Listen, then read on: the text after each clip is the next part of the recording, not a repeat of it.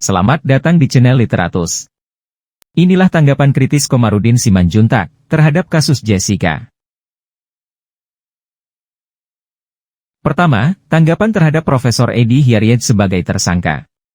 Seharusnya lebih cepat dijadikan tersangka. Alasannya karena terlalu banyak korban. Sebagaimana diketahui, Profesor Edy yang kini menjadi tersangka KPK, adalah saksi ahli dalam kasus kopi sianida. Profesor Edy bersaksi dari pihak JPU. Profesor Edy adalah ahli yang paling getol berpendapat bahwa Jessica adalah pelaku pembunuhan terhadap Mirna dengan menggunakan racun sianida. Bahkan, dalam satu kesempatan, Profesor Edy katakan, kalau bukan Jessica pelakunya, apakah setan? Maka pertanyaannya gampang saja, kalau bukan Jessica itu siapa? Hantu. Komarudin menilai bahwa penetapan Edy sebagai tersangka oleh KPK terlalu lamban karena sudah banyak pengusaha dan perusahaan yang kena tipu Profesor Edy. Kedua, soal saksi dan bukti surat.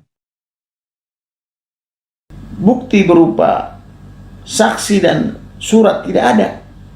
Harusnya Jessica tidak dihukum. Bagaimana menghukum orang pakai pendapat?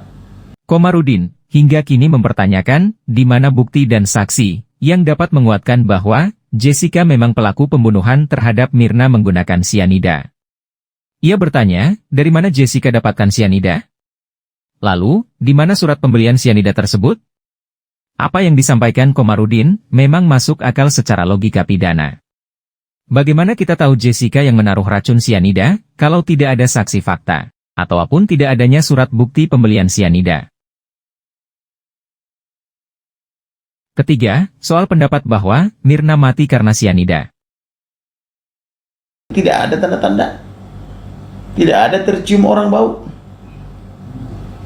Jadi ini pendapat orang itu mengatakan meninggal karena sianida. Masa sianida dibeli dari mana tidak tahu. Komarudin menegaskan bahwa sianida yang dianggap sebagai racun yang dipakai untuk membunuh Mirna hanyalah pendapat karena sianida tersebut tidak dapat dibuktikan kebenarannya. Tidak mungkin, sianida tersebut tidak diketahui asal-muasalnya. Keempat, terkait Edy Darmawan ayah Mirna, dilaporkan ke polisi. Wajar dia dilaporkan. Pertama, dia bikin video yang tangannya terselip gitu loh. Dari bawah meja gitu loh. Itu kan rekayasa itu. Selain itu, dia juga diduga bersekongkol dengan petinggi-petinggi kepolisian. Komarudin menilai Edy Darmawan wajar dilaporkan ke polisi. Ia menuturkan bahwa rekaman CCTV yang menunjukkan tangan Jessica memasukkan racun ke gelas Mirna adalah rekayasa. Komarudin juga menilai bahwa ayah Mirna wajib dilaporkan karena ia diduga bersekongkol dengan petinggi-petinggi Polri.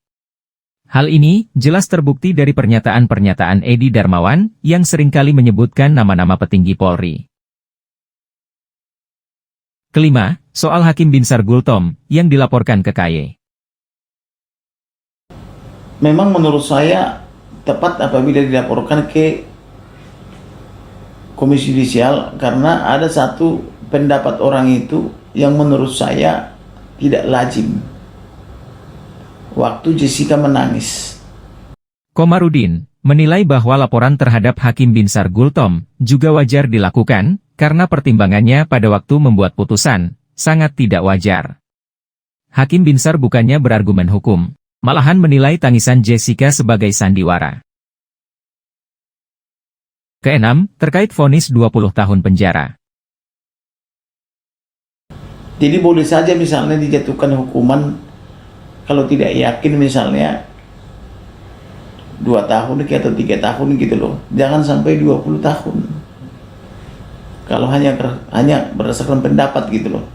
Sebagaimana diketahui, Jessica dituntut melakukan pembunuhan berencana, yang mana kita tidak pernah tahu kapan Jessica merencanakan pembunuhan terhadap Mirna. Atas dasar itu, Jessica kemudian divonis 20 tahun penjara. Komarudin menilai bahwa vonis 20 tahun terlalu berat, padahal dasar pertimbangan hakim hanyalah pendapat-pendapat ahli, bukan bukti fakta. Ketujuh, terkait Grasi dan PK. Jessica bingung. Disuruh mengaku apa? Kalau dia disuruh mengaku untuk memohon kepada presiden, mengaku apa? Maka kata mengaku tidak pas. Harusnya adalah PK ketiga. Komarudin menegaskan bahwa tidak perlu menuntut Jessica untuk mengaku membunuh Mirna untuk gerasi ke presiden, karena Jessica tidak akan mau. Upaya hukum yang tepat menurutnya adalah melakukan PK lagi, yakni PK ketiga. Terkait batas pengajuan peninjauan kembali, atau PK, terdapat persoalan. MK, dalam putusannya nomor 34 tahun 2013, telah memutuskan bahwa PK dapat diajukan berkali-kali dalam perkara pidana.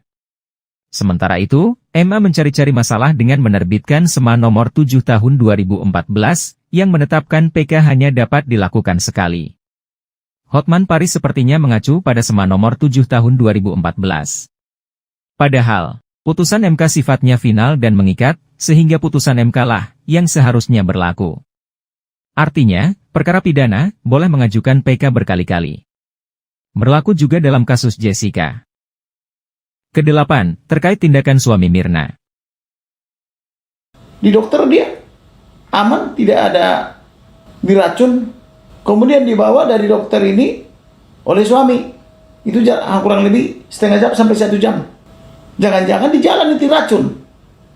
Jangan-jangan dia punya asuransi. Komarudin rupanya menaruh curiga dengan tindakan suami Mirna yang buru-buru membawa Mirna dari rumah sakit. Pengacara yang menjebloskan Sambo ke penjara tersebut membuka segala kemungkinan, jangan-jangan suami Mirna yang menaruh racun di tengah perjalanan, jangan-jangan suami Mirna memiliki asuransi. Jangan lupa dukung channel ini.